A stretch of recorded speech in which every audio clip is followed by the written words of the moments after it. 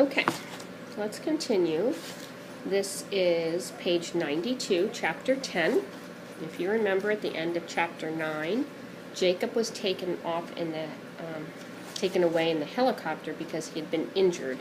It appears that he's been shot in the stomach or the abdomen area or the gut area.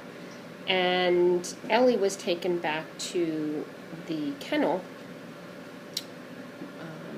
Gypsy wasn't there. Cammie ended up leaving with Amy, and Amy told her that she was a good dog and somebody would be taking care of her. Okay, here we go, page 92. I curled up on my bed in the kennel, my head whirling with fear and confusion. I did not feel like a good dog. I'd done my work, but now Jacob was gone, and I was sleeping all night long at the kennel instead of in my own bed next to Jacob's big one. It felt like I was being punished, but for what? For biting the man with the gun? Biting people was not part of finding them. I knew that. And now Jacob was hurt. The memory of his pain and the smell of his blood made me whimper as I lay there. I remembered how I felt when I was a puppy and Jacob had left me in the apartment. I'd been worried each time, but Jacob had always come back. The thought made me feel better. Jacob would come back. All I had to do was wait. The next few days were even more confusing. I lived in the kennel. A few times a day, one of the police officers would come and let me out into the yard, but they never had work for me to do, and they would put me back into the kennel quickly and hurry away. Amy talked to me and played with me a little, but she and Cammie were gone a lot of the time.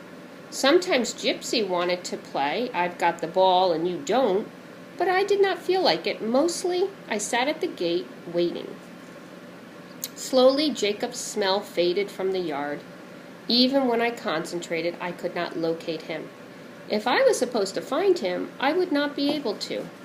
The thought made me bark anxiously until Amy came to let me out and pet me and talk to me. So how long do you think he's been living there? Okay. Said next few days. I wonder how many. Do you think maybe like 3 or 4? Because the smell was fading. I couldn't understand her words, but I felt a little better. That day I played with Gypsy and got the ball away from her twice.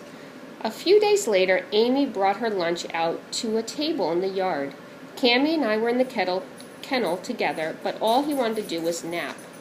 He wasn't interested in playing, even when I showed him a rubber bone one of the police officers had given me. I didn't understand what Cammie's job was. Why would anyone want to have a nap dog? Pretty silly. Cammie was interested in Amy's lunch. However, she let us both out, and he walked over to a table and sat heavily at her feet. He sighed, as if he had many serious problems that can only be cured with a bite of her ham sandwich. A woman came out and joined Amy, sitting down at the other side of the table. "Hi, Maya," said Amy. Maya had dark hair and dark eyes and was tall for a woman. Her arms looked strong. Her pants smelled faintly of cats. She sat down and opened a little box and then took a fork out of it and began chomping on something spicy. "Hi, Amy," she said. "Hello, Ellie." Maya didn't say hello to Cammie, I noticed. I liked that. I liked her. I liked Amy too. But Amy belonged to Cammie. She wasn't my human, the way Jacob had been. When would Jacob come back? He'd be gone such a long time. Maya, though, was right